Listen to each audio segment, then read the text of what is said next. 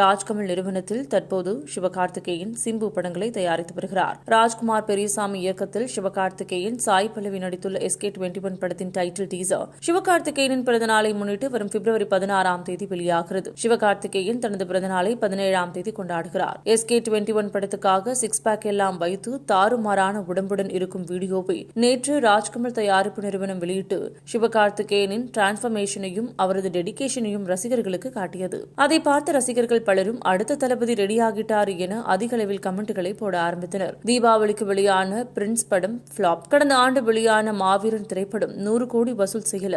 அதேபோல இந்த ஆண்டு பொங்கலுக்கு வெளியான அயலான் திரைப்படமும் சொதப்பிடுச்சு. இதில் அடுத்த தளபதியா? நல்லா காமெடி பண்றீங்க என விஜய் ரசிகர்கள் சிவகார்த்திகேயன் ரசிகர்களை கலாய்த்து வர இரு குரூப்புக்கும் இடையே சோசியல் மீடியா சண்டை வெடித்துள்ளது. SK21 படம் இந்த கேலி கிண்டலுக்கு எல்லாம் தக்க பதிலடி கொடுக்கும் என சிவகார்த்திகேயன் ரசிகர்கள் சவால்